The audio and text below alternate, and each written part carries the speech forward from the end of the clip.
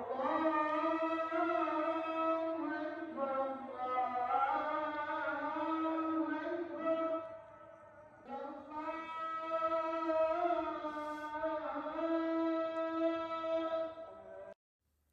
আলাইকুম everyone, welcome back to my channel. আপনারা সবাই কেমন আছেন? আশা করি আল্লাহর অশেষ রহমতে ভালো আছেন। আমরাও আলহামদুলিল্লাহ ভালো আছি।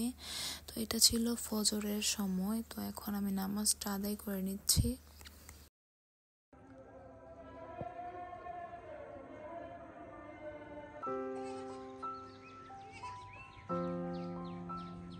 মাশাআল্লাহ, আলহামদুলিল্লাহ। এখন কিন্তু সকালে খুব সুন্দর কুয়াশা হয়, তো এত ভালো লাগে। আস্তে আস্তে কিন্তু শীত এসে পড়ছে। তো আমরা সবাই ছাদে এসেছি। তো এখানে কিন্তু রানী, তারপর রানীর বাচ্চাগুলো, মানে আমাদের ছাগলগুলো আর কি, তো সবাই আছে। মানে প্রত্যেক দিন ছাদে আয়েশা এসে কিন্তু ওদেরকে দেখাশোনা করে, ওদেরকে খাবার টাবার দিয়ে যায়।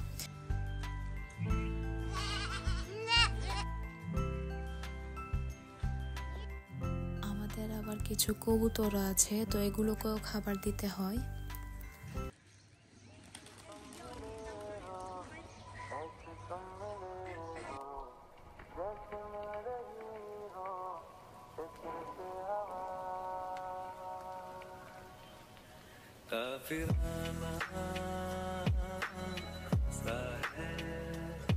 इश्क है या ऐसे तुम मिले हो।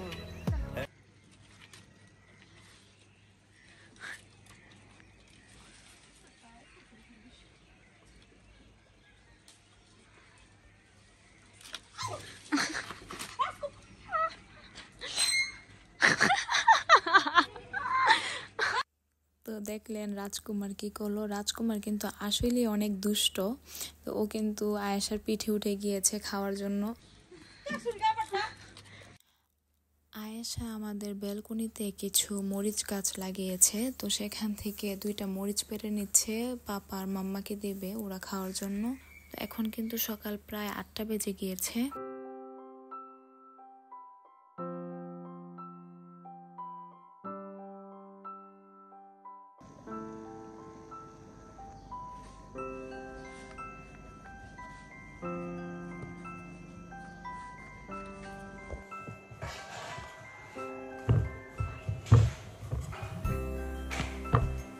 তো এখন আমি নিচে এসে পড়েছি।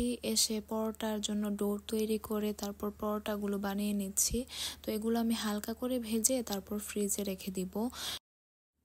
পরোটাগুলো বানিয়ে আমরা প্ল্যান করেছি যে আমরা একটু বাহিরে যাব, তো একজনের মানে বাসায় যাব আর কি। তো সেই জন্য আমরা একটু বের হলাম, সবাই হেঁটেই যেতে পারবো, মানে বেশি দূরে না, আমাদের বাড়ির পাশেই। তাই আমরা এখন বের হয়ে যাচ্ছি।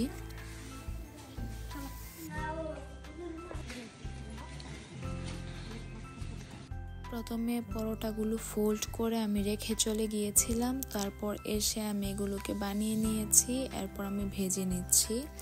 এটা ছিল রাতের দিকে, তো আমি একদম রাতে ভিডিওটা করছি।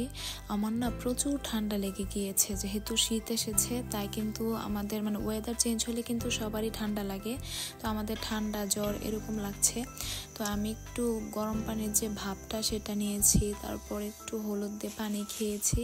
তো এরপর আমরা এখন নাস্তাটা বানিয়ে নিচ্ছি। তো এখানে দেখতে পাচ্ছেন যে সাদা বুট যে সেটা মানে ভিজিয়ে তারপর সিদ্ধ করে নেওয়া হয়েছে, আর চিড়াগুলো তেলে ভাজা হয়েছে।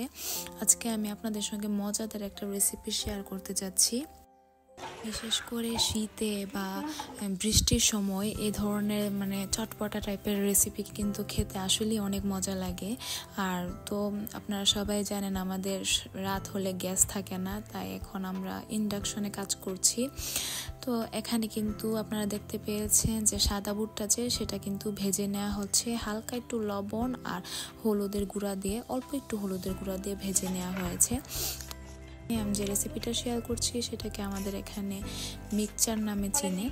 তো মিক্সচার আমি জানি না কোন অঞ্চলে ওটাকে কি নামে ডাকে, কিন্তু আমাদের এখানে মিক্সচারটা খুব বেশি পপুলার এবং সবাই অনেক বেশি পছন্দ করে খায়। তো আগে তো আমরা বাহির থেকে কিনে নিয়ে আসতাম, এখন আমরা ঘরেই বানিয়ে ফেলতে পারি। তো সেই জন্য এখানে প্রথমে পেঁয়াজ, কাঁচামরিচ, ধনেপাতা, শসা, তারপর লেবু কুচি করে নেওয়া হয়েছে। তারপর এখানে লবণ দিয়ে দেওয়া হচ্ছে স্বাদ মতো। আপনারা চাইলে এখানে বিট লবণটা দিতে পারেন, বিট লবণটা দিলে টেস্টটা আরও বেশি ভালো আসবে। তারপর ভেজে রাখা যে বুটটা কিন্তু হালকা করে ভাজতে হবে। তো সেই বুটটা দিয়ে খুব ভালো করে মিক্স করে নেওয়া হচ্ছে। এখানে কিন্তু আদা কুচিও দেওয়া হয়েছে, আদাটাকে গ্রেট করে নেওয়া হয়েছিল।